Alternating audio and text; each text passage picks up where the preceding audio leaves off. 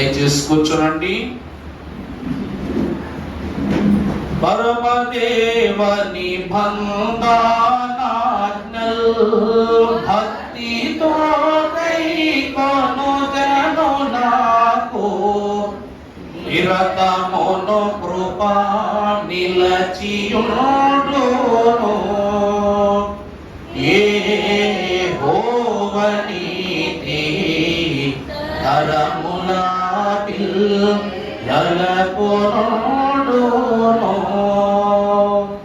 ఆ కారణముచే దేవ సంస్తుతి చేయవే మనసా.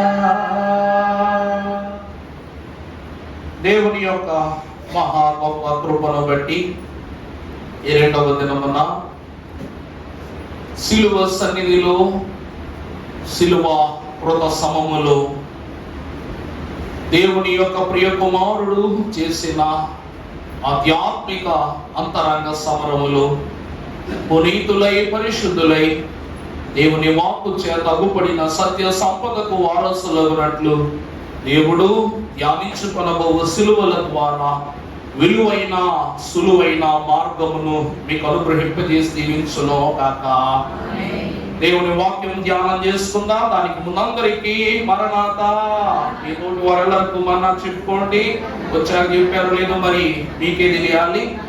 దేవుని కృప ద్వారా దేవుని నామాన్ని తలంచుకుంటూ అయ్యగారు జ్ఞప్తిలో సెలవిచ్చినట్లు సిలువను మీరు ప్రకటించండి, సిలువ పరలోకము యొద్దకు మిమ్మును ప్రకటించును అన్నారు. కాబట్టి ఈ దినమున ప్రకటింపబడు ప్రతి సిలువ వెనక ప్రకటితమైన సత్య సంపన్నులుగా దేవదేవుడు మనను గ్రహించినట్లు పరమభక్తుడు పరమార్థ జ్ఞాని అయిన యోహాను రాసిన ప్రకటన గ్రంథం 13వ అధ్యాయము 8వ వచనము మనం ఒకసారి చదువుకున్నట్లయితే, భూనివాసులందరూ అనగా జగత్ ఉత్పత్తి మొదలుకొని వధింపబడి ఉన్న గొర్రె పిల్ల యొక్క జీవ గ్రంథమునందు ఎవరి పేరు వ్రాయబడలేదో వారు ఆ మృగమునకు నమస్కారము చేయుదురు.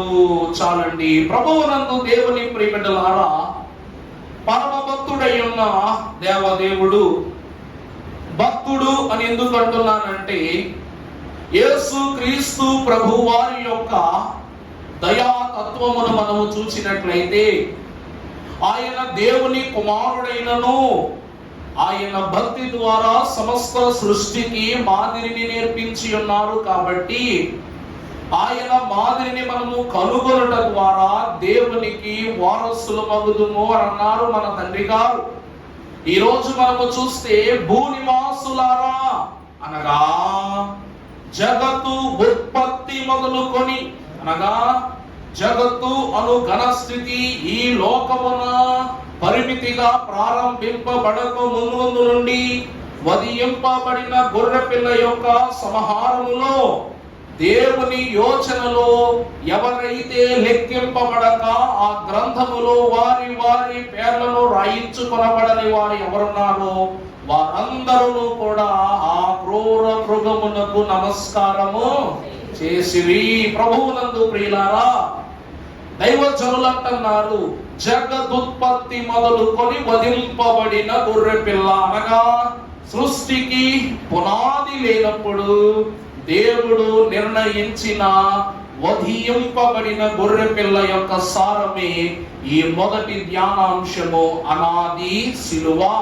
దైవజనులు అంటున్నారు, సిలువ అనగా కల్వరి కొండపై యేసు క్రీస్తు ప్రభువు 6 గంటల సమయము అనుభవించిన శ్రమయో, లేక దినరాత్రము నుండి తీర్పులకు ప్రతి చోటుకు వెళ్ళినప్పుడు జరిగిన ఉద్దేశపూర్వకమైనటువంటి ప్రయాణము కాదట. ఇది క్రీస్తు అను నరుడు జనించక ముందు, భూమి సృజింపబడక ముందు, అబ్రహాము సంతతి స్వర్గీయ సంపాద్యమై దేవునికి ప్రతిష్ఠితులు కానప్పుడే దేవుడు పునాదికి ముందు వేసిన గొప్ప యోచన ఈ అనాది సిలువ. అందుకే దేవుడు మనకు సెలవిస్తున్నారు. అనాది సిలువ అనగా అనాది సంకల్పము. అనాది సిలువ అంటే ఏంటంటే అనాది సంకల్పము. అందుకే మన అయ్యగారు మన గొప్ప చరణాన్ని మనకు తెలియజేశారు. ఏమిటంట? ఆకాశము భూమియో, ఆకాశము భూమియో లేకముందే కాలము దూతలు, లేకముందే కాలము దూతలు, లేకముందే దేవుడే, కాముందే దేవుడు, ఏకా దేవుడయ్యుండే గంభీరము, ఏకా దేవుడయ్యుండే గంభీరము. చాలండి. ఆకాశము భూమియు లేకముందే కాలము దూతలు, లేకముందే దేవుడు ఏకదేవుడయ్యుండే గాంభీర్యము. ప్రభువునందు ప్రియబిడ్డలారా, జగదుత్పత్తి అనగా ఆకాశము లేనప్పుడు, భూమి లేనప్పుడు, సర్వములందు దూతలు లేనప్పుడు, సర్వ సృష్టియు పరలోక మహత్యములేమి సృజింపబడక మునుపే ఆయన సంకల్పమును ఈ లోకమున వధింపబడిన గొర్రె పిల్లగా దేవుడు ఏర్పరచారు గనక ఈ అనాది సంకల్పముని పరమ భక్తులు అనాది సిలువ అని సెలవిస్తున్నారు. పరమ భక్తుని యొక్క వాక్య సారమును మనము చూచినట్లయితే, అనాది అనగా కీర్తనల గ్రంథము 90వ అధ్యాయము 2వ వచనమును మనం ఒక్కసారి చూచినట్లయితే పరమ భక్తుడైన దావీదు స్పష్టము చేస్తున్నారు.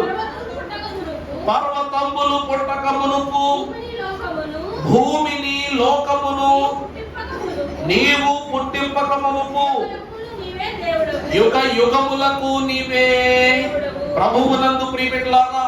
అనాది అనగా ఏమిటంట? పర్వతములు పుట్టింపబడక మునుపు, తర్వాత ఏంటండి? భూమికి లోకమును నీవు పుట్టింపక మునుపు, యుగ యుగములకును నీవేమై ఉన్నావు? దేవుడవై ఉన్నావు. ప్రభువునందు ప్రియులారా, అనగా అనాది అనగా దేవుని యొక్క సంకల్పం. సంకల్పము అనగా నిర్ణయము. సంకల్పం అంటే ఏమిటండి? అనగా నేను భూమిని సృజించాలని దేవుడు నిర్ణయించడానికి ముందు, పర్వతములను నేను ఏర్పరచాలని నిర్ణయించక ముందు, ఈ లోకములో దూతలను, మనుష్యులను, జలధారలను సృజించవలనని దేవుడు నిర్ణయించక ముందు ఆయన యుగ యుగములకు దేవుడనై ఉండునట్లు అనాదిలోనే సిలువకు పునాదిని వేసిన గనునిగా త్రిత్వ దేవుని యొక్క ఏకతత్వమును ప్రభువు ఈ లోకమున కనపరచిన వారై ఉన్నారు. ప్రభువునందు దేవుని ప్రియబిడ్డలారా, అందుకే దేవుని వాక్యం అంటూ ఉంది. ఎఫెసీయులకు రాసిన పత్రిక 1వ అధ్యాయం 4వ వచనములో జగత్తును గురించి సెలవిస్తూ, ఎఫెసీ పత్రిక 1వ అధ్యాయం 4వ వచనం, ఎట్లనగా మన ప్రియుని యందు, తన ప్రియుని యందు తాను ఉచితముగా తన కృపా మహిమను కీర్తి కలుగునట్లు తాన చిత్త ప్రకారమును అయ్యున్న యేసు క్రీస్తు ప్రభువు ద్వారా స్వీకరించుటకై మనలను ముందుగా తన కోసము నిర్ణయించుకుని. ఏమంటే ఖచ్చితంగా ఈ మాట మాత్రం అండర్లైన్ చేసుకోండి. ఎందుకంటే ఎఫెసీ పత్రికలో 7 సంఘముల యొక్క చరిత్రను, అనగా ప్రకటన గ్రంథములో ఉన్న 7 సంఘముల చరిత్రలో ఒక సంఘ చరిత్ర ఎఫెసు సంఘ చరిత్ర. ఈ చరిత్రకు పరమ సాధకుడును పరిశుద్ధులకు బోధకులు తెలియజేస్తున్న వాక్తిక సత్యం ఏమిటనగా, పౌలు మహాభక్తుని యొక్క పత్రిక సారాంశములో ఇతడు ఏమని సెలవిస్తున్నాడయ్యా అంటే ఏమిటనగా, ఎట్లనగా తన ప్రియుని యందు తాను ఉచితముగా మనకు అనుగ్రహించిన తన కృపా మహిమకు కీర్తి కలుగునట్లు. జాగ్రత్తగా గమనించండి. తన ప్రియుడు దేవుని ప్రియమిట్లారా, ఆనాడు భక్తులైన వారు ఒక కీర్తన రాసు, వేరే ప్రియుని కన్నా నీ ప్రియుని విశేషం వేది, యెరూషలేము కుమార్తెలారా నీ వరుడు క్రీస్తు కనబడిన ఎడలని, శిరము బంగారము హృదయము సౌందర్యము మెరయు వాడెప్పుడు విరిగి వర్ధిల్లును అనేటువంటి మాటను మనము చూస్తాం. ఏమిటంటే ఈ లోకములో తన ప్రియుని యొక్క సౌందర్యాన్ని వర్ణించగలిగే గొప్ప స్థితి సంఘమునకు తప్ప మరొక స్థితికి కానరాదనంటున్నాడు తండ్రి గారు. అందుకే ఈ లోకములో అందరూ అడుగుతున్నారు, ఏమిటి ప్రభువులో గొప్ప, ఏమిటి ప్రభువులో గొప్ప, ఏమిటి ప్రభువులో గొప్ప. ఆ గొప్ప అనే స్థితిని అనుభవించుచున్న వానికి తరతరములకు యుగ యుగములకు ప్రతి క్షణము గొప్పే. ఈరోజు మా ఆయన కంటే మీ ఆయన ఎందుకు మంచోడో చెప్పు అని ఎవరైనా అడిగారనుకోండి మిమ్మల్ని, మీరు ఏమని చెప్తారు? మా ఆయనకి 4 కళ్ళు ఉన్నాయని చెప్తారా, 3 ముక్కులు ఉన్నాయని చెప్తారా, 4 చెవులు ఉన్నాయని చెప్తారా? ఏమని చెప్తారు? మీ ఆయన సంపాదిస్తాడు, మా ఆయన సంపాదిస్తాడు, ఇదేనా చెప్పుకుంటాం అంటే ఏమని చెప్తారో చెప్పండి మీరైతే? మా ఆయన బంగారం అని చెప్తారు. ఎందుకు బంగారం అంటే దేవుని ప్రియబిడ్డలారా, ఆ ప్రేమను స్పృశించిన, అనుభవించిన, అవగతము చేసుకున్న నీకు మాత్రమే తెలుసును. దేవుడు వేసినటువంటి దైవికమైన వివాహ సంబంధమును పరలోక బాంధవ్యముల ముడి ద్వారా నీవు కష్టములలో నీ భర్తను హత్తుకుని ఉంటావు, అతడు కష్టములో నేను హత్తుకుని ఉంటాడు, శ్రమలో హత్తుకుని ఉంటాడు, సంతోషములో హత్తుకుని ఉంటాడు, సుఖ దుఃఖములో హత్తుకుని ఉంటాడు. అందుకే వేరే ప్రియుని కన్నా నా ప్రియుడు విశేషము గలవాడు. ఎవరి ప్రియుడు వాళ్ళకే విశేషం. మరి వధువు సంఘమునకు ఆ ప్రియుడై ఉన్న ప్రభువు విశేషము గలవాడు. కాబట్టి ఈయన ఈ వధువు సృజింపబడక ముందే అనాదిలోనే తన సంకల్పమును ధరించుకున్నట్లు మనలను తన బిడ్డలుగా, అంటే మనిషి పుట్టక ముందే నిర్ణయం చేసేసుకున్నాడంట.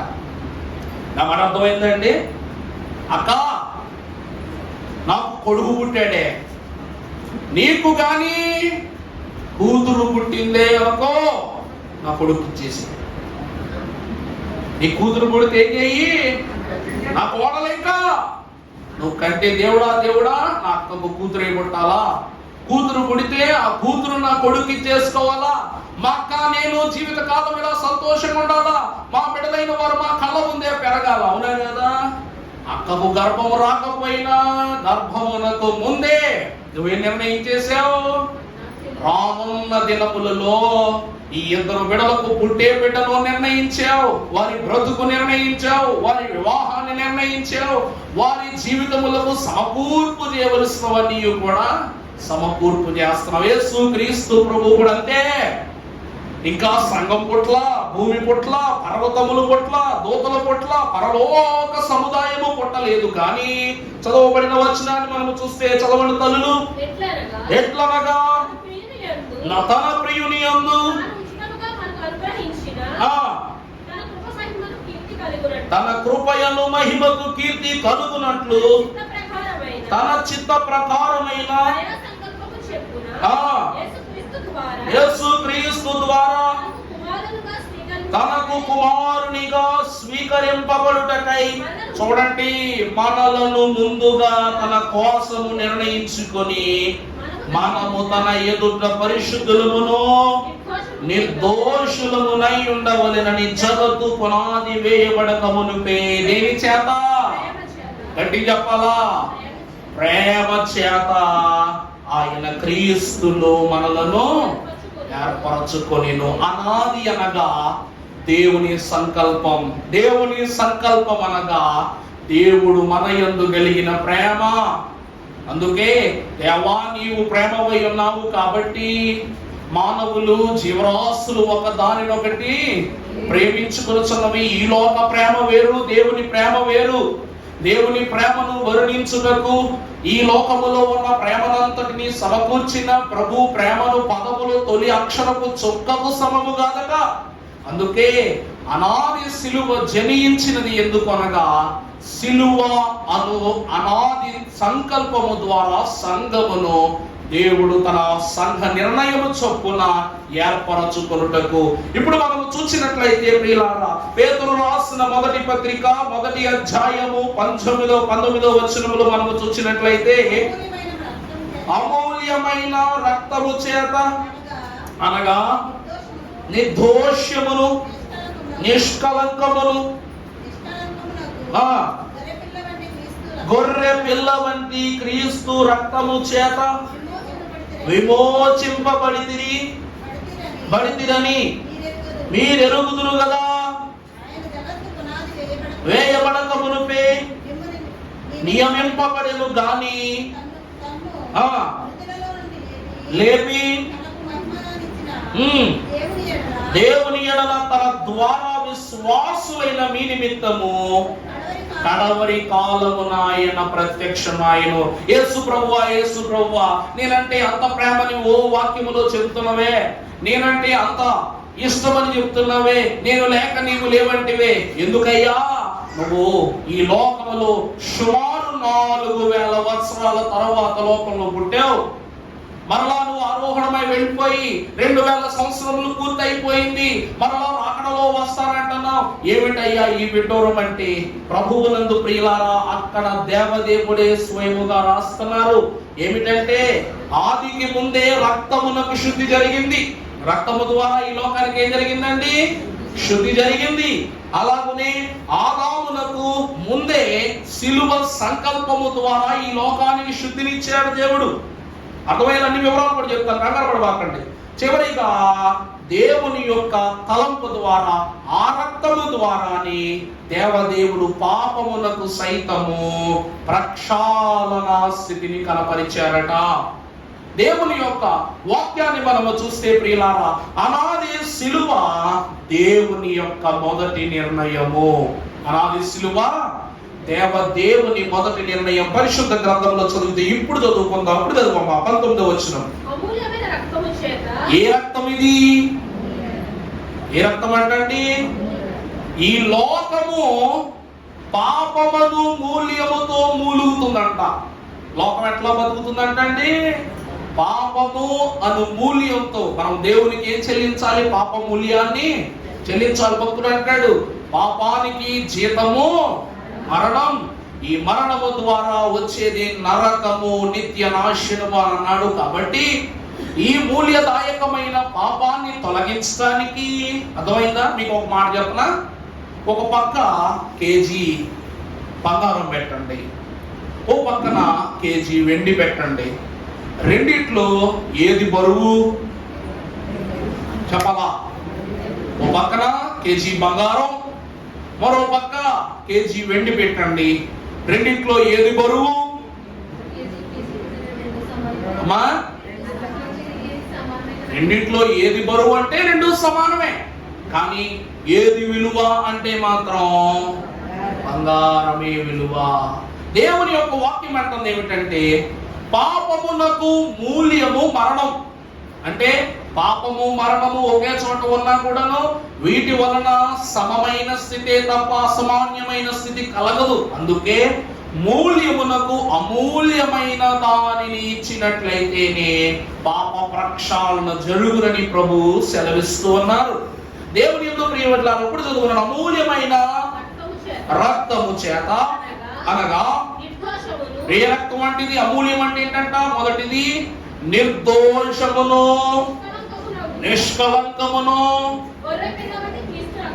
ఇప్పుడు మూడవది, మొదటిది నిర్దోషత్వము. ఈ లోకములో పాపము తగిలినది మొదలుకొని అందరూ దోషులే. అందుకే సామెతల గ్రంథకర్త అయిన సొలొమోను అంటాడు, సూర్యుని కింద పాపం ఉంది, చంద్రుని కింద పాపం ఉంది, ఒకడు ఈ సృష్టిలో నీతిమంతుడు లేడు.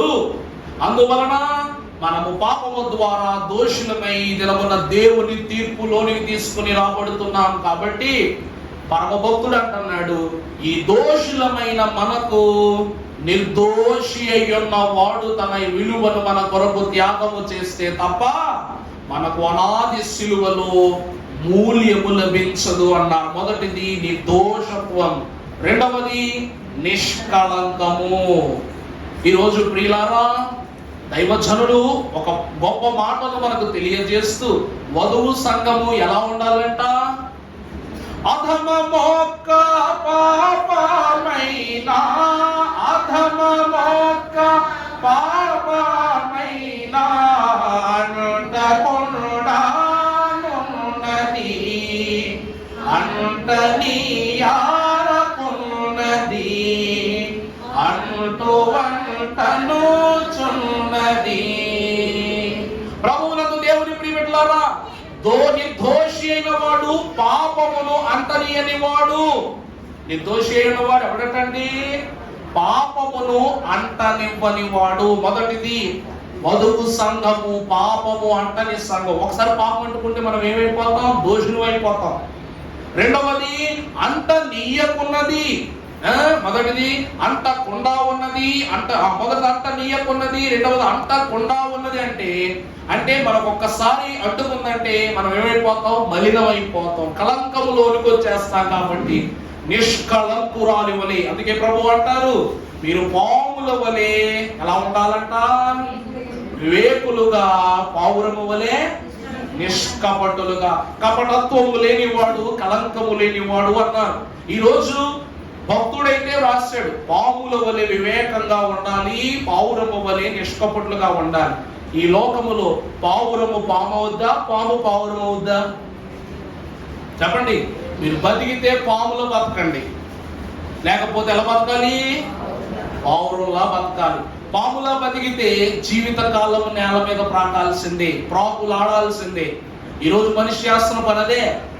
ఒక చిన్న పక్షి ఎగరగలుగుతుంది, మనకు తయారు చేసే విమానాలు ఎగురుతున్నాయి, హెలికాప్టర్లు ఎగురుతున్నాయి, మనిషి ఏదైనా ఆకాశంలోకి పంపగలుగుతున్నాడు. కానీ పంపగలిగే సామర్థ్యం ఉన్న మానవుడు మాత్రం గుంపున ఒక చెట్టు మీదకి ఎగరలేకపోతున్నాడు. అదే మన దుస్థితి. నీ జ్ఞానము లోకములో ఎగరడానికి ఉపయోగపడుతుంది, కానీ ఎంత బరువైన వస్తువైన ఆకాశానికి ఎగరేయగలిగే నీవు ఆకాశమున కనపరుచుకున్నట్టుకు నీ జ్ఞాన శుద్ధి లేకపోవుట ఏమై ఉన్నది? లోకానుసార దుస్థితి అయి ఉన్నది. అందుకే మన తండ్రి గారు సెలవిచ్చారు, కళంకము గలవానికి ఆ నిష్కళంక రక్తము ద్వారా సమాధానము అందింపబడవలెను. ఆ తదుపరి మీరు చూచినట్లయితే అంటనుచు ఉన్నది. మొదటిది నిర్దోషత్వమును, రెండవది నిష్కళంకమును, చివరిది ఏమిటంటండి? చదువమ్మా. గొర్రె పిల్ల వంటి క్రీస్తు యొక్క రక్తము చేత విమోచింపబడితిరని దేవుని ప్రియబిడ్డలారా, దీన్ని బట్టి ప్రభు ఏమంటున్నారు తెలుసా? ఈ లోకమునకు పునాది వేయబడక మునుపే దేవుడు రక్షణ నిమిత్తము సిలువకు పునాది వేశాడంట. అర్థమైందండి? అనగా ఈ లోకములో అనాది సిలువనగా దేవుని నిర్ణయము చొప్పున మానవుని నిమిత్తము భూమియు ఆకాశముయు ఆది యందు అని అందుకే వాక్యం రాసింది.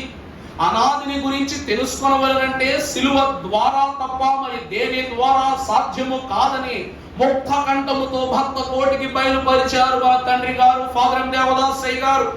అందును బట్టి ప్రియులారా, వాక్యము ఏమని సెలవిస్తున్నదనగా, ఈ జగత్తుకు పునాది వేయబడక మునుపు సిలువకు పునాది వేసి లోకమున తన సంఘమును రక్షణ కొరకు నిర్ణయించుకున్నాడు యేసుక్రీస్తు ప్రభువు. అందుకే అనాది సిలువ రక్షణ యొక్క నిర్ణయము. అనాది సిలువ రక్షణ నిర్ణయము.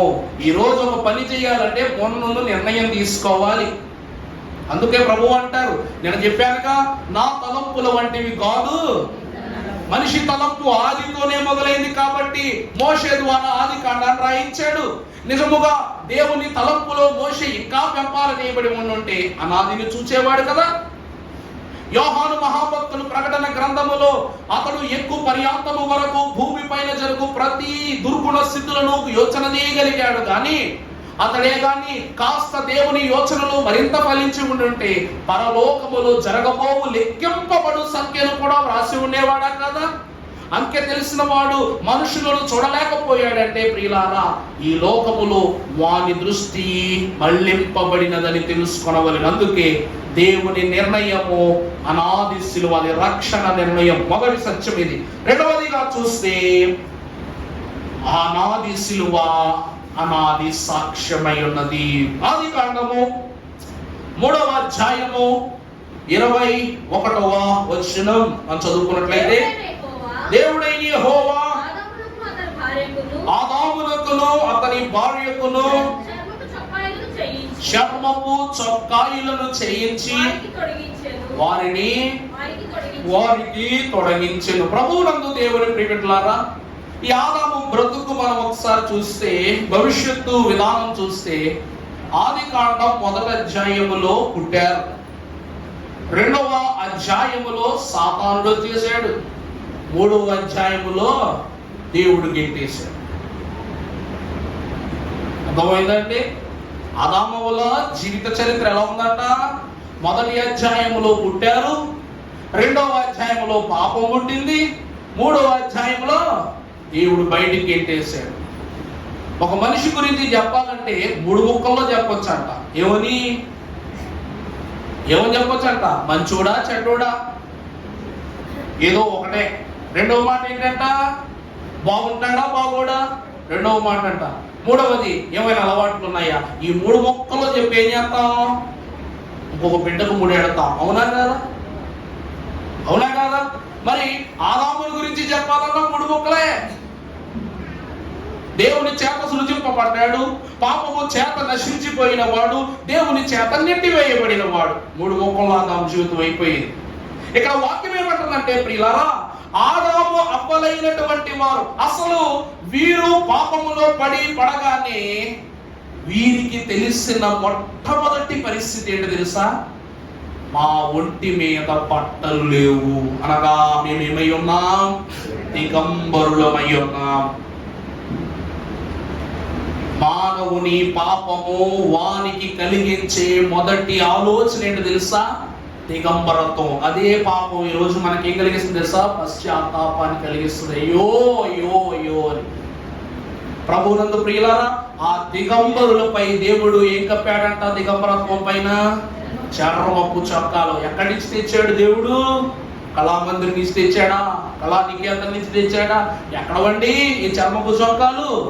అనాదిలో దేవుడు నిర్ణయించిన సిలువ, వధింపబడిన దేవుని గొర్రె పిల్ల అమూల్య రక్తము ద్వారా శుద్ధి చేయబడవు సంఘమునకు ఆ దినమునే తీసివేసిన గొర్రె పిల్ల చర్మమే ఆదాము అవ్వల దేహము పైన కనబడుతున్న సాక్ష్యము. ఒప్పుకుంటారా ఒప్పుకోరా? వారి ఒంటిపై ఉన్నటువంటి దుస్తులు అనాదిలో దేవుడు సిలువ ద్వారా వధింపబడిన గొర్రె పిల్ల సాక్షి సమూహ దేహ కృత చర్మమనియు అవే వారికి ధరింపజేసి ఉన్నాడనియు తప్పక విశ్వసించవలసి ఉన్నది. అందుకే దేవుడు ఆ చర్మాన్ని వారికి ఎందుకు కప్పాడు తెలుసా? అసలు అనాది సిలువ ఎందుకు అనగా మానవ పాప దిగంబరత్వమును కప్పుటకు దేవుడు ఆనాడు నిర్ణయించిన నిర్ణయము. రెండవది, దిగంబరత్వమును కప్పటానికి ఆనాడి అనాది సిలువలో వధ జరిగించాడు దేవుడు, బలి అర్పణ జరిగించాడు. మూడవది చూసినప్పుడు కొరింథీయులకు రాసిన మొదటి పత్రిక 2వ అధ్యాయము 7వ వచనం, దేవుని జ్ఞానము మర్మము అయినట్లుగా బోధించుచున్నా. ప్రభువునందు ప్రియమిత్రులారా, అయ్యగారు మీరైతే చెప్పాల్సింది బాగానే చెప్తున్నారు, కానీ ఎక్కడ ఎప్పుడు ఏ భక్తుని ద్వారా మేము అనాది సిలువ అనేటువంటి పదాన్ని వినలేదండి. ఇది ఎక్కడి నుంచి వచ్చిందండి? కొన్ని బైబిల్లోనైనా అనాది సిలువ అనేటువంటి మాట దేవుడు ఏమన్నా వ్రాయించాడా? మీరేంటి కొత్త వివరాలు మాకు చెప్తున్నారంటే, ఒక మాట అన్నా, నేను బైబిల్ అంతా బాగా చదివేశాను అయ్యగారు. నా జీవితంలో ఒక అక్షరం పొల్లు లేకుండా, తప్పు లేకుండా బైబిల్ అంతా కూడా క్షుణ్ణంగా నేను చదివానన్న వాళ్ళు ఒకసారి చెయ్యొద్దండి. అంటే ఎంతకాలం అబద్ధాలు చెప్పారా? క్షుణ్ణంగా చూడకుండా ఎన్నిసార్లు చదివారు అంటున్నా నేను, ప్రారంభం నుండి చివరి వరకు నేను చదివాను.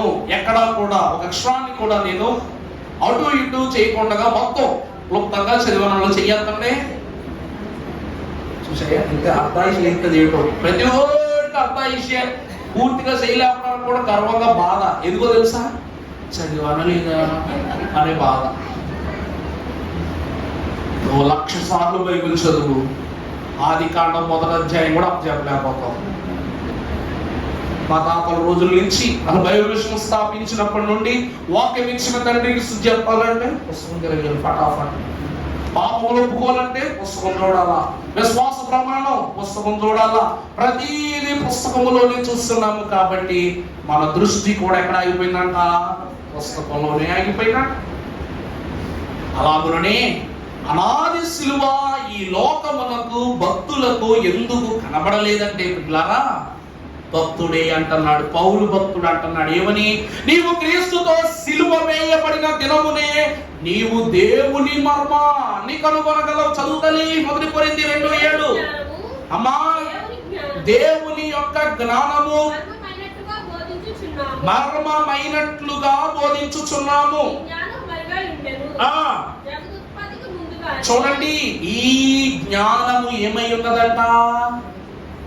నిన్న చెప్తూ ఒక మాట అన్నా, సిలువను గూర్చిన వార్త నశించుచున్న వానికి వెరితనం అంటే ఏంటంట. వెరితనం అంటే ఏమని చెప్పాను నిన్న, ఏమండి, తృణీకరణ. అనగా ఒక పదం చదువుతాం, అర్థం కాలేదనుకో చదివేశాంగా ముందుకెళ్ళిపోతాం అంతే తప్ప దానిని గురించి యోచించగలుగు జ్ఞానము లేకపోతే తృణీకరణ. ఒక పదాన్ని తృణీకరిస్తే ఒక అర్థాన్ని తృణీకరించినట్లే, ఒక అర్థాన్ని తృణీకరిస్తే భావాన్ని తృణీకరించినట్లే, భావాన్ని తృణీకరిస్తే దేవుని కూడా తృణీకరించినట్లే. దేవుని ప్రియమిటలారా, వాక్యములో భక్తుడు అంటున్నాడు, ఆ జ్ఞానము ఏమై ఉన్నది, మర్మమై ఉన్నది. ఏంటా మర్మం? చదువు. జగదుత్పత్తి ముందుగానే దీనిని. ఇప్పుడు అర్థమైందండి, అనాది శిలువ అంటే ఏంటి అర్థమైందా? ఈ మర్మమై ఉన్న జ్ఞానమును జగదుత్పత్తి ముందుగానే ప్రభు ఏం చేశారంట, మన నిమిత్తము నియమించిన వారై ఉన్నారు. ప్రభువునందు దేవుని ప్రియబిడ్డలారా, మర్మము అనగా విశ్వాసులుగా గ్రహించవలసినది, రక్షింపబడిన వారుగా అనుసరింపవలసినది. అందుకే ఈ లోకములో ఎంత గొప్ప జ్ఞానమైనను కూడా అనాది శిలువ సంకల్పపు పునాది లేకుండా ఈ లోకమున దేనికి, మన పెద్దోళ్ళు దాన్ని ఏమంటారు తెలుసా, ఒక పెద్ద ఇల్లు, లేకపోతే ఒక హోటలో, లేకపోతే ఒక రెస్టారెంటో, లేకపోతే ఇంకేదైనా కట్టడము కట్టేటప్పుడు ఒక పొట్టేలును బలిస్తారు. తెలుసునా మీకు?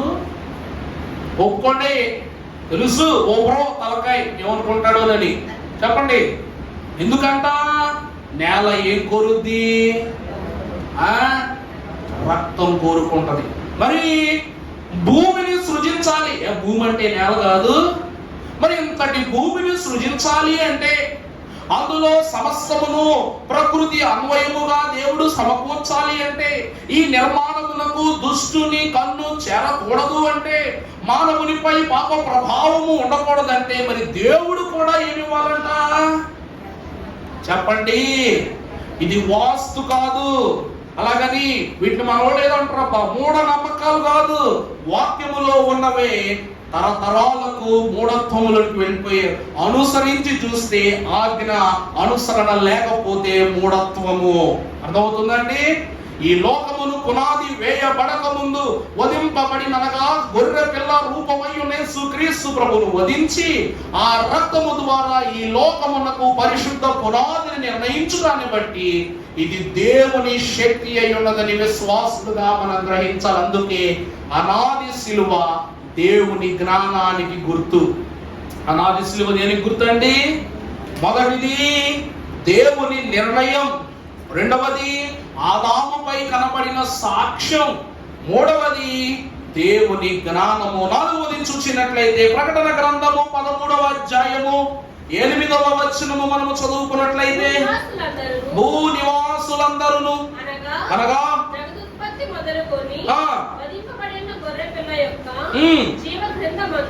జీవ గ్రంథమందు ఎవరి పేరు వ్రాయబడలేదో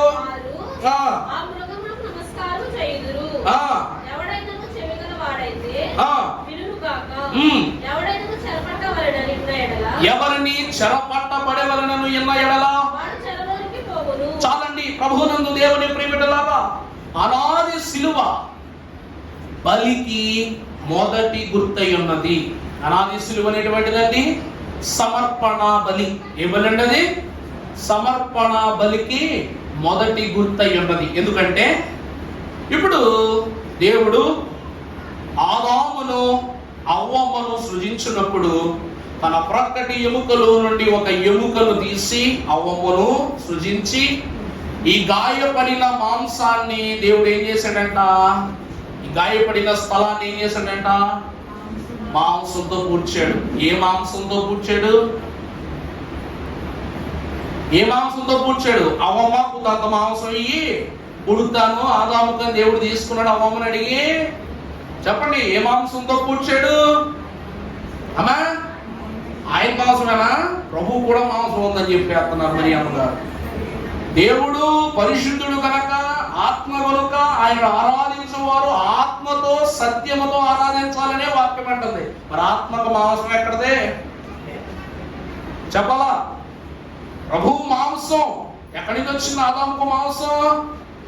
గొర్రె పిల్లను వధించిన దేవుడు రక్తము ద్వారా తాను సృజింపబడము సృష్టికి శుద్ధిని, తన చర్మము ద్వారా ఆదాము అవ్వల దిగంబరత్వమును కప్పుటకు ఆ మాంసము ద్వారా పరమ భక్తుడైన ఆదాము యొక్క దేహమునకు గాయమును మాన్పాడు. అందుకే మన తండ్రి గారి కీర్తనలో రాశారు, నాలో నాది నీ ఆత్మ, నాలో ప్రవహించు నీ రక్తము, నాలో నాది నీ ఆత్మ, నాలో ప్రవహించు నీ రక్తము, నా దేహములో నీ దేహము ఇమిడియున్నది ఆశ్చర్యంబుగా, నా దేహములో నీ దేహము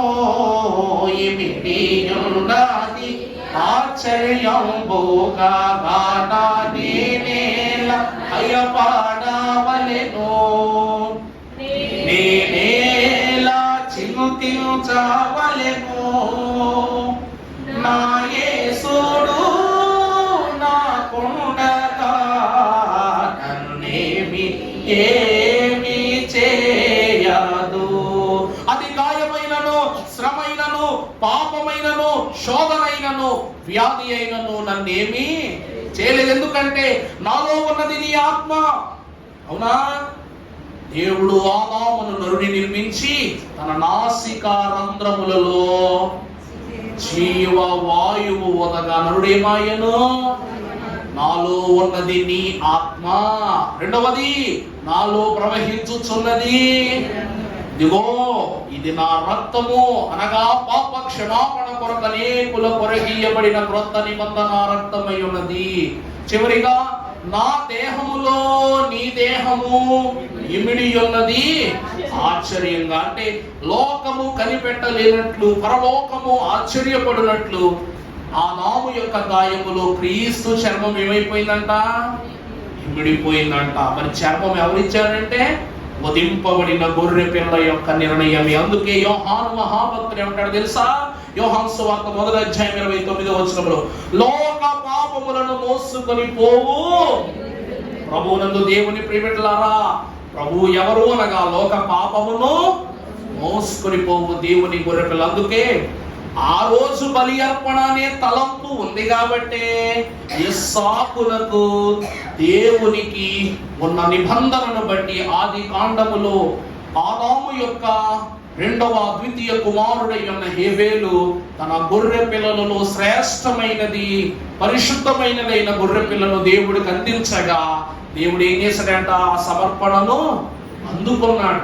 అందుకే అయ్యగారు ఎప్పుడు అంటారు, మనకు నచ్చింది దేవునికి ఇవ్వటం కాదు, దేవుడు మెచ్చింది ఇవ్వాలంట. ఏమివ్వాలండి కానుకంటే? మనకు నచ్చింది కాదు, మనకు నచ్చింది ₹1,00,00,000 ఇచ్చినా దేవుడికి వద్దు. కానీ దేవుడు మెచ్చింది ₹1/2 అయినా కూడా దేవుడు ఆశగా తీసుకుంటాడు. అందువలనే తనకున్న మాన్యములో నుండి తానుకు నచ్చింది తనిచ్చాడు. కానీ పరమభక్తుడైన హేబేలు దేవునికి ఏమిచ్చాడంట? దేవుడు మెచ్చే కానుక ఇచ్చాడు. కాబట్టి ఆ రోజు దేవుడు మెచ్చిన కానుకనే మరలా క్రీస్తు రూపమున గొర్రె పిల్లగా ఈ లోకానికి అందించాడు. అందుకే ఏది ఇస్తామో అదే తిరిగి వస్తుంది. అర్థమైందా అండి? ఆనాడు హేబేలు శ్రేష్టమైన గొర్రె పిల్ల ఇచ్చాడు, తండ్రి కూడా మనకు ఎవరిని ఇచ్చాడు? శ్రేష్టమైన గొర్రె పిల్లనే ఇచ్చాడు. అందుకే అనాది శిలువ దేవుని సంకల్పం అనగా బలికి గుర్తు. ఆనాడు తండ్రి ఆ పని చేశాడు కాబట్టి ఆది కాలములో దేవునిలోనే ఉన్నటువంటి హేబేలుడు దేవునికి అదే కానుక ఇవ్వడానికి ఇష్టపడ్డాడు. బలికి గుర్తే అనాది శిలువ. 5వదిగా మనం చూస్తున్నట్లయితే అపోస్తలుల కార్యముల గ్రంథం 2వ అధ్యాయము 23వ వచనం చూసినట్లయితే, అపోస్తలుల కార్యములు దేవుడు నిశ్చయించిన సంకల్పమును ఆయన భవిష్యత్ జ్ఞానమును నిర్ణయించి అప్పగింపబడి ఉన్న ఈయనను మీరు దుష్టుల చేత. ఏమండోయ్, ఈ మాట ఒకసారి బహు జాగ్రత్తగా అందరూ కూడా నాతో కలిసి చదవండి. అపోస్తలుల కార్యముల గ్రంథం 2వ అధ్యాయము 23వ వచనం. దేవుడు నిశ్చయించిన సంకల్పమును ఆయన భవిష్యత్ జ్ఞానమును అనుసరించి అప్పగింపబడిన ఈయనను మీరు దుష్టుల చేత సిలువ వేయించి చంపితిరి. ఒరే పిచ్చి మాలోకాలారా, ఒరే అజ్ఞానులారా, లోకములో ప్రభువును నేను వెర్రివాణిగా చేసి సిలువ వేసి ఉన్నానని అనుకొను యూదులారా, పరిసయ్యులారా, శాస్త్రులారా, లోకాశ భ్రష్టులారా, ప్రభు అంటున్నారు, మీరు ప్రభువుకు సిలువ వేసేదేమిట్రా? ఏ రోజో ప్రభువుకు తండ్రి సంకల్పములు ఏమైపోయింది? సిలువ అనేటువంటి శ్రమకాలిక స్థితి కలిగిపోయింది. కలిగిపోయిన దానిని రాబోయే భవిష్యత్తులో ఈ సిలువను మేమే అమలు చేశాం, మేమే జరిగించాం, ప్రభువును మేమే కొండెక్కించాం, మేకులు దిగొట్టాము అనుకుని చంకలు బాదుకుంటున్నారు. కానీ ఈ సిలువ అనుగూణ్యము ఏనాడో దేవుని సంకల్పములో జరిగిపోయింది. తల్లి గర్భమున రూపింపబడక మునుపే నిన్ను నేను ఎరిగి ఉన్నానని ప్రభు ఎందుకన్నారు తెలుసా? ప్రభువు ఈ లోకములో తల్లి గర్భములో ప్రవేశించక ముందే సిలువ శ్రమలోనికి ప్రవేశించి ఉన్నారు గనక ఆనాడే దేవుని సంకల్పములో సిలువ ద్వారా ప్రభువుకు శ్రమ అయిపోయింది. కానీ ఈనాడు భవిష్యత్తులో అంటే ఆది కాండము నుండి క్రొత్త నిబంధన వరకు భవిష్యత్తే కదండి, అప్పటి నుంచి అప్పటి వరకు భవిష్యత్తులో మేము రోమీయులము ప్రభువుకు సిలువ వేసాము, శాస్త్రులము పరిశీలము మేము ప్రభువుకు సిలువ వేసాము అనుకుని మీరు బలాట పడుతున్నారు. కానీ ఈ సిలువ శ్రమ ప్రభువుకు కొత్త ఏమీ కాదు. అందుకే అయ్యగారు రాశారు, ధీరుండై దీనుండై దారుణ్య పాపమానంపు మోసి సోదరా. ప్రభువు ఎవరంట? ధీరుడు. ఆయనకు నువ్వు సిలువ వేయడాన్ని బట్టి ధీరుడవలా? ఆయన అప్పటికి ఇప్పటికీ ధీరుడే. అనాదిలో ధీరత్వముతో సిలువను స్వీకరించిన ఆయన ఇక్కడ అదే సిలువను స్వీకరించారు. ఇక్కడ రూపము మారింది కానీ సంకల్పం మారిందా? మరలా. అందుకే గారు ఎంత ప్రత్యేకంగా అంటున్నారు, అనాది సిలువ అనాదిలోనే దేవుని ఆశ అన్నారు. అనాది సిలువ అనాదిలోనే యేసు క్రీస్తు ప్రభువు యొక్క ఆశ అయి ఉన్నది, అతిశయమై ఉన్నది. దానిని కాలగమనములో లోకం అమలు చేసింది. మన పెద్దలు చేయకుండా మనం ఏం చేయలేము. మన పెద్దోళ్ళు ఏమి చేయకుండా మనం ఏం చేయలేం. ఇదంతా నేనే చేస్తాను అనుకోవడమే ఈ తరముకు ఉన్నటువంటి ఆలోచన. కానీ మీరు మీ పితరుల పరిమాణమును కొనసాగించండి అంటాడు పరమభక్తుడైనటువంటి పౌలు. పెద్దలు పాపం ఆచరించారు కాబట్టి ఇక పాపములోనే ఉన్నాం. భూమి ఆ మనుషుని బట్టి శపింపబడింది కాబట్టి ఈ లోకములో ఏది మనకు దొరకటం లేదు. మనము ప్రార్థిస్తే మన బిడ్డలు ప్రార్థనా పరులు అవుతారు. మనము దేవుల్లో నడిస్తే దేవుని బిడ్డలుగా వాళ్ళు తయారవుతారు. మనమే నడవంది నా బిడ్డలు తయారు చేయి ప్రభు అంటే ఎట్లా అవుద్ది? ఇంజిన్ సరిగా లేకుండా బోగీలు నడవమనటం ఎంత పిచ్చి పనో. ఈ లోకములో తరములు బాగుండాలి అన్న తరమునకు అధికారిగా నియమించిన దేవుని యొక్క ఏర్పాటులో మనము ఫలించటము అదే. ఈరోజు తల్లిదండ్రి ప్రత్యక్ష గురువులను ఎందుకంటారో తెలుసా? మనం నేర్పించేదే మన బిడ్డలకి. కడుపులో ఉన్నప్పుడు రే నాన్న చికెన్ తింటావా మటన్ తింటావా అని అడుగుడు కాదు. ఏం చేయాలా? దేవుని మాటలు వినిపించాలి, నువ్వు వినాలి, వాడికి వినిపించాలి. నువ్వు తిన్నదే పిల్లోడు తింటాడు అంటారు, మరి నువ్వు వాక్యాన్ని తింటాడు, వాక్యం తింటా వస్తాడే బయటికి. అందుకే అంటున్నారు సంకల్పము తండ్రిది కాబట్టి కుమారుడు అక్కడ నిర్ణయించుకున్నాడు, ఎక్కడ నిర్ణయించుకున్నాడు, ఎక్కడైనా నిర్ణయము ఒక్కటే. అందుకే నేను నా ప్రభువు అయిన యేసుక్రీస్తు ప్రభువు యందు తప్ప నేను దేని యందు నేను ఏం చేయను, అతిశయించను అనే వాక్యం ఉంది. ఆ తర్వాత చూసినట్లయితే పరిశుద్ధ గ్రంథములో నుండి ఇర్మియా గ్రంథము 31వ అధ్యాయం 3వ వచనము మనము చదువుకున్నట్లయితే ఇర్మియా సైతము అనాది సిలువను గురించి తెలియజేస్తున్నాడు. చాలా కాలం క్రిందట శాశ్వతమైన ప్రేమతో కనుక విడువక నీ ఎడల కృపను చూపుచూ ఉన్నాను. చాలా కాలము క్రిందట ఎవరు ప్రత్యక్షమై? యెహోవా నాకు ప్రత్యక్షమై ఎలాగూ నాకు సెలవిచ్చాను. ఇది ఇర్మియాకు చెప్పిన మాట, మనందరికీ చెప్తున్న మాట. ఇది ఇర్మియాకు మాత్రమేనా మనకు కూడానా? చెప్పండి. చాలా కాలము క్రిందట అంటే ఎప్పుడు? ప్రభు పలానా రోజు అని చెప్పారా? పలానా కాలము, పలానా వారము, పలానా వత్సరం అని చెప్పారా? ఇర్మియాకు ప్రత్యేకంగా ఏమీ చెప్పలేదండి దేవుడు. ఆదాముకి ఏం చెప్పాడు, ఇర్మియాకు అది చెప్పాడు. పాపం చేయొద్దనే చెప్పాడు. ఆదాముని ఎలా ప్రేమించాడో ఇర్మియాని అలాగే ప్రేమించాడు, నిన్ను అలాగే ప్రేమిస్తున్నాడు. ప్రభు ఏమంటున్నారు? చాలా కాలము క్రిందట యెహోవా నాకు ప్రత్యక్షమై ఇలాగ సెలవిచ్చెను, శాశ్వతమై ఉన్న ప్రేమతో నేను నిన్ను. అది అనాదిలో నుండి ఈ రోజు వరకు దేవుడు నీకు చెప్తున్నది ఒకటే, శాశ్వతము వరకు, శాశ్వత కాలము వరకు నేను నిన్ను ఏ ప్రేమతో ప్రేమిస్తున్నానో ఆ ప్రేమనే నీకు ఇస్తున్నాను. సిలువ, అనాది సిలువ అనగా ప్రేమ. అనాది సిలువ అనగా ఏమిటండి? దేవుని ప్రేమ. ఈరోజు మనల్ని దేవుడు ప్రేమించకుండా తన ప్రియ కుమారుని ఎందుకు ఇవ్వాలి? ఏమన్నా నిజమా కాదా? ఏం మరి అమ్మగారు, మీ పిల్లలు ఏంటి ఇష్టపడకుండా ఆస్తి ఇచ్చేస్తారా? చెప్పండి. మీకు ఇద్దరు పిల్లలు ఉన్నారండి. ఒకడేమో ఎదుగుతాడు, మంచివాడు, దేవుల్లో ఉన్నాడు, దేవుని ఫలములో ఉన్నాడు, బాగుంది. రెండో వాడు లోకం వైపు నడుస్తున్నాడు, పాపంలో పడుతున్నాడు. మీ మనసు కనిపిస్తుంది ఏమని?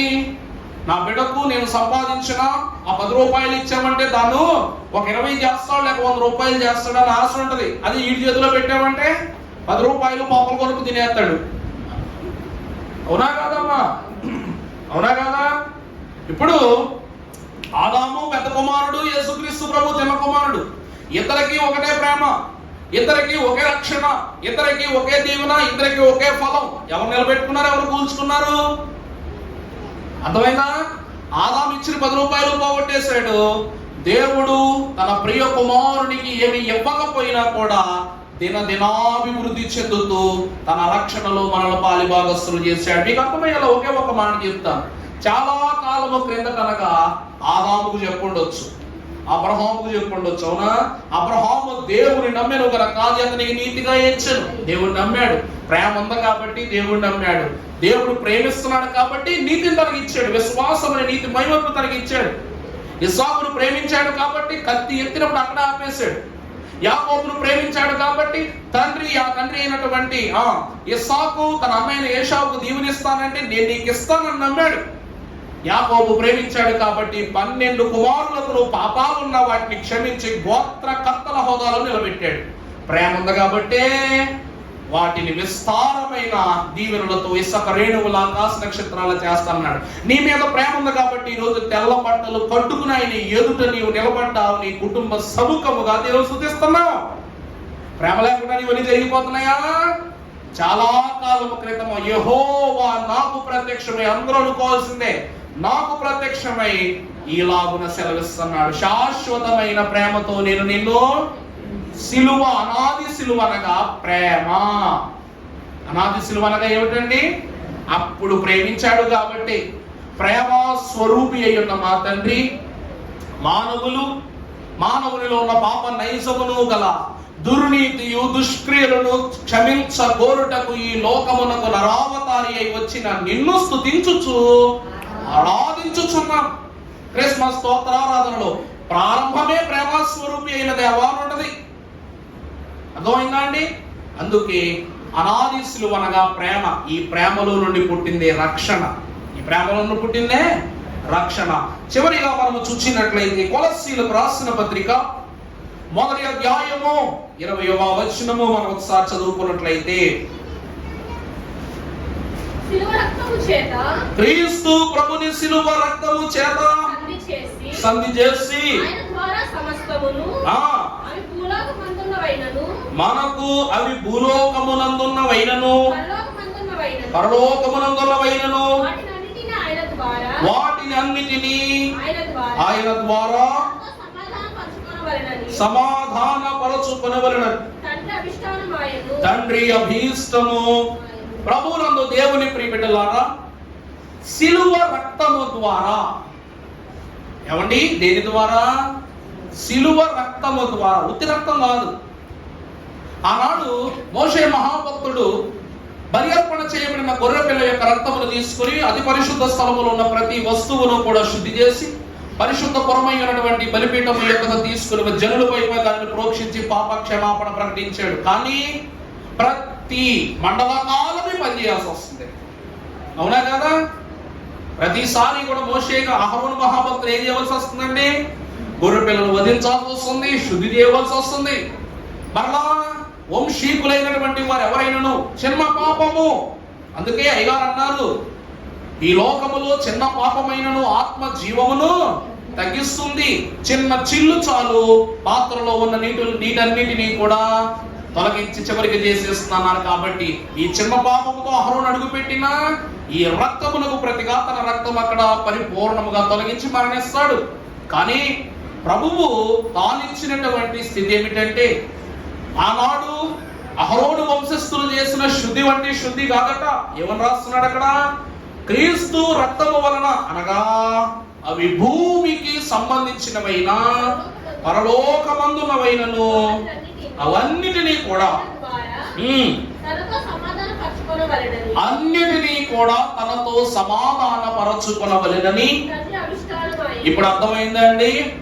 అనగా దేవుని వాక్యం ఏమంటుందంటే, ఈ అనాది సిలువ రక్తము ద్వారా భూమి మీద ఉన్న ప్రతి ఒక్క దానిని, పరలోకమునందున్న ప్రతి ఒక్క దానిని కూడా సమాధాన పరచుతాం. ఉదాహరణ మీకు అర్థమయ్యేలా చెప్పాలంటే, యేసుక్రీస్తు ప్రభువు మరణించగానే భూమి పరలోకం ఒకటైపోయినాయి. భూమి పరలోకం ఏమైపోయినాయి అండి? ఒకటైపోయినాయి. దేవాలయంలో అడ్డు తెర చిరిగిపోగానే పరిశుద్ధ స్థలం, అతి పరిశుద్ధ స్థలం ఏమైపోయినాయట? ఏకమైపోయినాయి. అట్లాగే ఈ రక్త కార్యము ద్వారా దేవుడు అనాదిలో సంకల్పించిన దాని ద్వారా ఈ లోకములో అన్నిటినీ సమాధాన పరచు నిమిత్తము దేవుని అభీష్టము ఆయను అంటున్నారు. ప్రభువునందు ప్రియులారా, పరమభక్తుడైనటువంటి పౌలు గలతీ సంఘంలో 2:20 కూడా ఒక మాట రాస్తున్నారు. గలతీ 2వ అధ్యాయము, నేను క్రీస్తుతో కూడా సిలువ వేయబడి ఉన్నాను, ఇకను జీవించువాడును అనగా ప్రియులారా, మనందరికీ కూడా యేసు క్రీస్తు ప్రభువు సిలువే కేంద్రం. మన యేసు క్రీస్తు ప్రభు సిలువ ఏమై ఉన్నదంట? కేంద్రము. కేంద్రము అంటే ఏమై ఉన్నది చెప్పండి? క్యాపిటల్. కేంద్రం అంటే ఏంటండి? క్యాపిటల్. ఇండియాకు ఢిల్లీ రాజధాని, క్యాపిటల్, కేంద్రము. మన ఆంధ్ర రాష్ట్రమునకు తెలవదండయ్య గారు, వైజాగ్ ఏమో, అమరావతి ఏమో, మరి ఏమైనా అయి ఉండొచ్చు. గత 5 సంవత్సరాల నుంచి నలుగుతూనే ఉందండి బాబు ఈ రాజధాని ఏంటో. కానీ ఈ లోకములో భూమికి, భూమండలం అంతటికి మధ్యవర్తిత్వం, క్యాపిటల్ సిటీ ఏమిటనగా బెత్లెహేము. క్యాపిటల్ కంట్రీ ఏదంటే జెరూసలేం. క్యాపిటల్ స్థలం ఏమిటంటే ఇజ్రాయేల్ అయి ఉన్నది. కాబట్టి భూమికి ఇది క్యాపిటల్. అలాగే విశ్వాసులకు అనాది నుండి అనంతము వరకు కేంద్రం ఏమై ఉన్నది? ఏమై ఉన్నది? సిలువ. ఎందుకంటే ఇక జీవించువాడను నేను కాదు. మరి అలా ఎవరంట జీవించువాడు?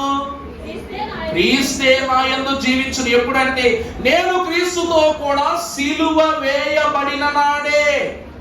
ఆ సిలువ ద్వారా నీవు దేవునిలో మరణించకపోయినా, తిరిగి బ్రతకకపోయినా, దేవుడు నీ సిలువ అనుసంధానమైన హృదయ కేంద్రంలోనికి ప్రవేశించుడు. దేవుని యందు ప్రియమిడలారా, ఆత్మాభిషిక్తులైన వారులారా, అందుకే దైవజనులు సెలవిస్తున్నారు, సిలువే నా శరణాయనురా. సిలువేమై ఉన్నది? నా శరణు.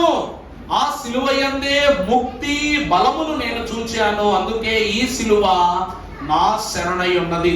చివరిలో శరణు యేసు, శరణు శరణు శరణు శరణు నా ప్రభువా, దురిత దూరుండా నీదరిని నేను చేరితి అయ్యా రా అని మనం పాడుకుంటాం. ఎందుకంటే ప్రియమిట్లారా, పరమ భక్తులు ఆంధ్ర క్రైస్తవ కీర్తనలో ఒక కీర్తనను రాస్తూ అన్నారు, శరణు శరణు యేసు దేవా, మమ్ము కరుణింపవే నిత్య జీవా.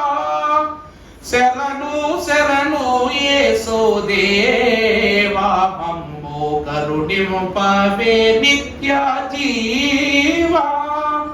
పరమాదేవుని తాను భవుడావై ధరణిలో, పరమాదేవుని తాను భవుడావై ధరణిలో, నర రూపమైతివి నరులను రక్షింప, నర రూపమైతివి నరులను రక్షింప. శరణు శరణు యేసు దేవా, మమ్ము కరుణింపవే నిత్య జీవా. శరణు శరణు యేసు దేవా, మమ్ము కరుణింపుము. నువ్వెవరివి? నిత్య జీవము గలవాడవు. ఎందుకనగా జీవమిచ్చువాడు ఈ లోకములో ఎందరో ఉన్నారు, జీవాన్ని ఇచ్చేవారు ఉన్నారు. కానీ నిత్య జీవాధిపతివి నీవు ఒక్కనివే గనుక నాకు నిత్య జీవ ఫలములిదుటకు ఈ లోకమునకు వచ్చిన నిన్ను స్తుతించుచు ఆరాధించుచున్నాను ప్రభువా అని ప్రభువును వినయముతో వేడుకోవాలి. అందుకే ప్రియులారా, ఈ లోకములో అనాది అనగా ఏమీ లేనిది. ఈ లోకములో రక్షణ దేని మీద కట్టినాడు దేవుడు? ఏమీ లేనటువంటి చోటన ఈ సంకల్పపు ఆదిపై పునాది వేసాడంట. ఒక మాటలో చెప్పాలంటే భూమి దేనిపై నిలబడి ఉంది? సూర్యుడి పైన, చంద్రుడి పైన, చుక్కల పైన. దేనిపై నిలబడి ఉందండి? దేనిపై నిలబడి ఉంది? శూన్యములో నిలబడి ఉంది. మనిషి కూడా అంతే, శూన్యములోనే బ్రతుకుతున్నాడు, శూన్యములోనే నడుస్తున్నాడు, శూన్యములోనికే వెళ్ళడానికి ఇష్టపడుతున్నాడు. కానీ ఆ శూన్యములో ఉన్న భూమిపై సూర్యకాంతిని దేవుడు ప్రకాశింపజేసి వెలుగును చీకటిని సమము చేసినట్లు శూన్యములో బ్రతుకుచున్న మానవునిపై కూడా సిలువ రక్తమును వెలుగు ద్వారా ప్రభు అంటున్నారు, ఇక నుండి మీరు వెలుగు సంబంధులై జీవించవలయునని ప్రభు వాక్యము ద్వారా సెలవిచ్చారు. కాబట్టి చివరిగా దేవదేవుడు మనకు వాక్యములో సెలవిచ్చి వాక్యాన్ని ముగిస్తాను. 2వ తిమోతికి రాసిన పత్రిక 1వ అధ్యాయము 9వ వచనములో చదువుకున్నప్పుడు పౌలు ఈ లోకమునకు సుస్పష్టముగా బయలుపరిచిన సత్యము మన క్రియలను బట్టి కాక తన స్వర్గీయ సంకల్పమును బట్టి అనాది కాలమునని క్రీస్తు యేసునందు మనకు అనుగ్రహింపబడినదియు క్రీస్తు యేసును మన రక్షకుని ప్రత్యక్షత వలన బయలుపరచబడినదియునైనా తన కృపను బట్టి మనలను రక్షించి పరిశుద్ధమైన పిలుపుతో ఆయన మనలను పిలిచెను. ఆ క్రీస్తు యేసు మరణము నిరర్థకము చేసి జీవమును అక్షయతను సువార్త వలన వెలుగులోనికి. అర్థమైందా అండి? ఆ వచనము ఎంత వివరవంతమైనదంటే ప్రభువే అంటున్నారు, తన స్వకీయ సంకల్పమును బట్టి అనాది కాలముననే క్రీస్తు యేసునందు మనకు అనుగ్రహించబడినదియు క్రీస్తు యేసును రక్షకుని మన ప్రత్యక్షత వలన బయలుపరచబడినది అయిన తన కృపను బట్టి మనలను రక్షించి పరిశుద్ధులుగా చేస్తూ ఉన్నాడు. ప్రభువునందు ప్రియమిట్లారా, అనాది కాలము, అనాది అనేది ఒకటి ఉంది కాబట్టి ఆ కాలమును గురించి పౌలు తిమోతి పత్రికలో రాశాడు కాబట్టి ఆ కాలములో ఎవ్వరూ లేరంట. ఉన్నదెవరు? తండ్రి, కుమార, పరిశుద్ధాత్మ. వీరు ముగ్గురుగా ఆ కాలమున పని చేశారు కాబట్టి సిలువ అను త్రిత్వ సాధనమును సృజించి ఆ సాధనమునకు సిలువ ధారల చేత రక్తముగా ఉన్న క్రీస్తు ప్రభువును వేడాడగట్టి ఆ రక్తములో నుండి అనాది నుండి ఈ దినము వరకు పరిపూర్ణ ప్రక్షాళన చేస్తూ ఉన్నారు. అందుకే ఆకాశము భూమి గతించిన, చెప్పండి, నా మాటలు ఏనాడు గతించిపో. అంటే ఇవి గతించిపోయేవి, దేవుని మాటలు గతించవు. అది అనాది. అప్పుడే మొదలైపోయింది ఈ లోకానికి శ్రీకారము, శుభకరము, శ్రేయస్కరము గనక ఈ అనాది సిలువలో ఏమున్నదనగా అనాది సిలువ దేవుని నిర్ణయం, అనాది సిలువ తొలి బలి అర్పణకు గుర్తు, అనాది సిలువ దేవుని రక్షణ, అనాది సిలువ దేవుని యొక్క బలికి పరిశుద్ధమైనటువంటి తలాంతుకు సాదృశ్యము, అనాది సిలువ దేవుని యొక్క సంకల్పము, అనాది సిలువ దేవుని ప్రేమ, చివరిగా అనాది సిలువ దేవుని అతిశయతకు సాధనమై ఉన్నది. ఈ అనాది సిలువలో పునాది వేయబడక ముందే మనల్ని ఏర్పరచుకున్న దేవుడు ఆ సిలువ రక్తముతో శుద్ధి చేసి ఈ దిన బలమును సంపూర్ణ విజయమును మనకు దయచేయును గాక. సంతోషము.